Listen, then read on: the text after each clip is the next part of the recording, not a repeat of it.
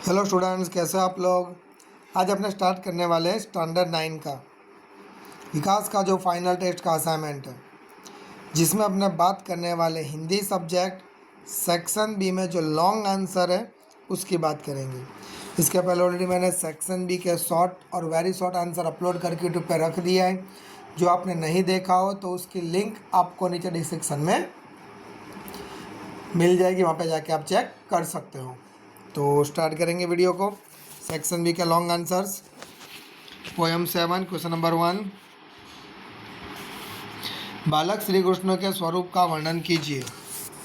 तो बालक श्री कृष्ण की मूर्ति बड़ी मनोहर है। वे अपने हाथों में मक्खन लिए घुटनों के बल चल रहे हैं। उनके मुंह में मक्खन लगा हुआ है। उनके गाल सुंदर और आंखें चंचल हैं। उनके माथे पर गोरोचन का तिलक लगा हुआ है। उनकी लटें मदमस्त भौरों जैसी सुंदर लग रही हैं। वे अपने गले में कठुला की माला पहने हुए हैं। इस प्रकार श्री कृष्ण की छवि अत्यंत मनमोहक है। राइट। इसमें सेकंड नंबर क्वेश्चन, सूरदास अपने आप को धन्य क्यों मानते हैं। तो उसका आंसर आएगा, सूरदास श्री कृष्ण के अनन्य भक्त है। श्री कृष्ण के अतिरिक्त वह अन्य किसी का ध्यान नहीं करते। श्री कृष्ण की मनमोहक छवि सदा उनकी आंखों में बसी रहती है। यह छवि उन्हें अनुपम सुख प्रदान करती है। वे श्री कृष्ण की इस छवि को दुर्लभ मानते हैं। उन्हें अपने प्रभु की इस अनोखी मूर्ति के दर्शन हुए हैं, इसलिए वे अपने आप को धन्य मानते हैं। Right. Next question, question number 3, Surdas ji ने किन उदाहरणों द्वारा अपनी अनन्य भक्ति भावना प्रकट की है। तो उसका आंसर आएगा, सूरदास जी कहते हैं कि श्री कृष्ण रूपी जहाज का पंछी हूँ। मैं उन्हें छोड़कर और कहीं नहीं जा सकता। श्री कृष्ण की महिमा भूलकर मैं और किसी देवता का ध्यान नहीं कर सकता। श्री कृष्ण जैसी गंगा का जल मिलने के बाद मुझे कुएं का जल पीने का चाह नहीं है। मेरा मन मधुकर श्री कृष्ण की भक्ति का अबूझ रस चखने के बाद अन्य किसी रस की इच्छा नहीं रखता। मेरे प्रभु तो कामधेनु के समान है। उनको छोड़कर मैं बकरी का दूध दूहने क्यों जाऊं। डन।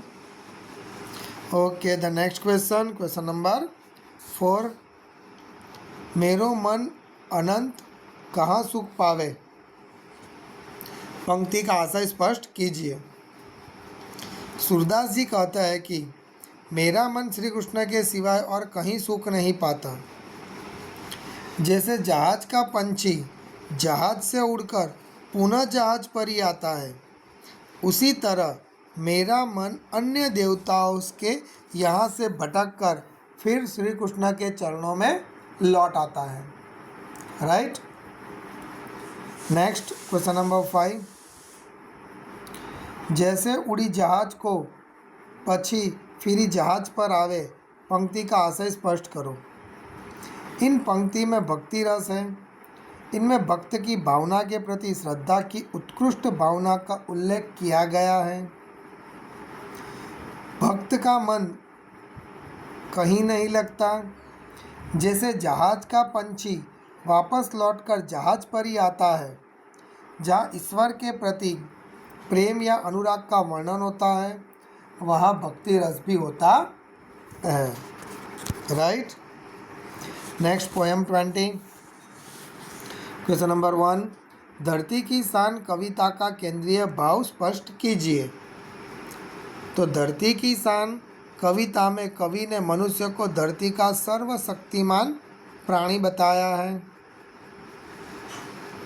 कवि के अनुसार मनुष्य में अनेक प्रकार की शक्तियाँ छिपी हुई हैं। मनुष्य अपनी इन शक्तियों को नहीं पहचानता, इसलिए वह असहाय बन जाता है। सच यह है कि मनुष्य महाकाल बन सकता है, उसकी आवाज़ युग बदल सकती है, वह चाहे तो ऊंची से ऊंची उड़ान भर सकता है। इस प्रकार कविता का केंद्रीय भाव मनुष्य के अपनी शक्तियों को पहचानने के लिए प्रेरित करता है। Right, next. धरती की शान कविता में कवि ने किन प्राकृतिक दृश्यों का चित्रण किया है, क्यों, कैसे?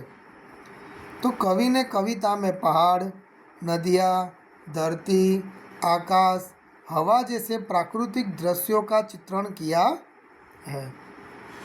कवि ने मनुष्य को असीम शक्तियों से संपन्न बनाया है।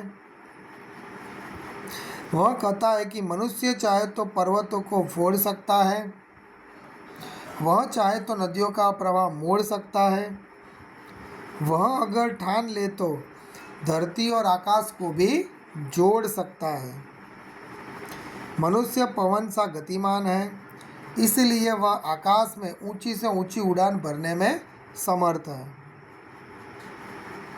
नेक्स्ट, मनुष्य के लिए कोई भी कार्य असंभव नहीं है। काव्य के आधार पर विचार प्रकट कीजिए।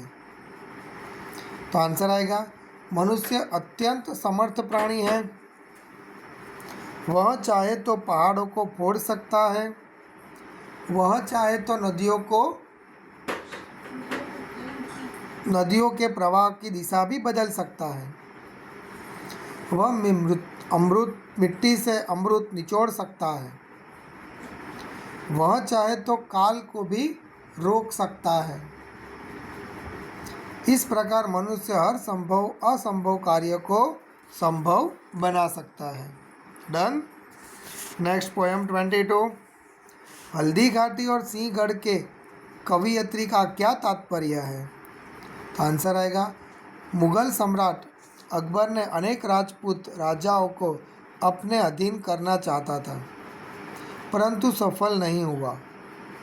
महाराणा प्रताप अपनी स्वाधीनता गंवाने के लिए तैयार नहीं हुए।